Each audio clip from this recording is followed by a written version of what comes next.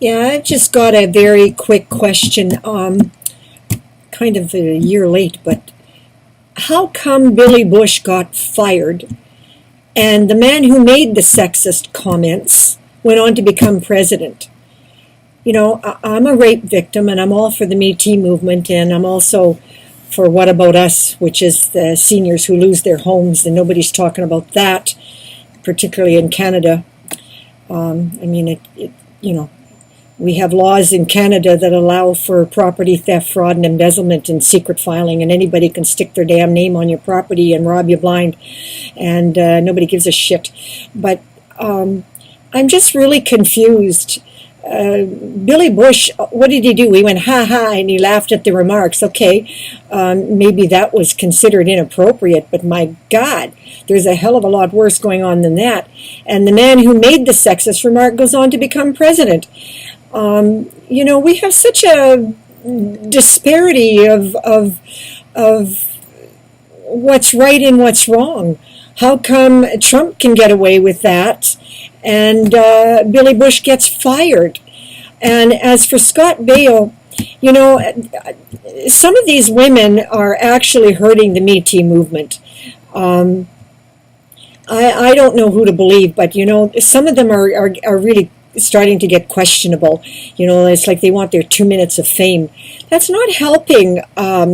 You know, don't some of these women have a conscience of that they're, you know, like when you've been dating somebody, okay, I've dated people back in my 20s and 16 and 17, and one actually raped me and one tried, and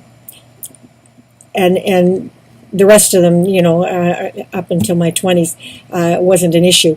But I dated some guys that were really bad lovers. But I'm not going to go out and call them sexually abusive just because they're too selfish. Wham bam, thank you, Sam. One guy, I won't mention names, I said, listen, if that's the best you can do, you better go in the bathroom and masturbate, because you're not going to use my body for that purpose. Thank you very much, over and out. You know, I guess I'm not shy, but and I was never able to file charges on when I was held hostage in '83 for 5 months and brutally tortured and anally raped, and nobody cared. And there was actually witnesses, and they wouldn't come forward. But you know, there's a point where you want to make this stop, but you don't want to go around attacking men who really don't deserve it. If you've dated the guy and you've gone out with him and he was your boyfriend, well, I'm sorry, you gotta wear that.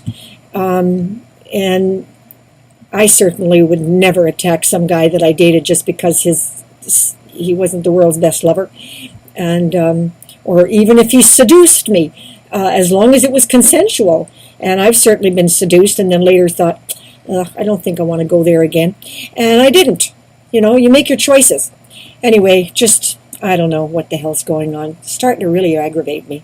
I mean, I got enough going on that aggravates me, but this is so unfair to the women who have really been tortured.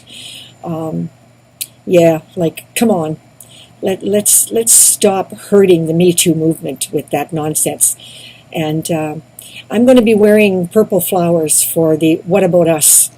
The women and the men who have lost their homes because of property theft. That's got to be we got to start dealing with that too. There's just so much shit going on, and it's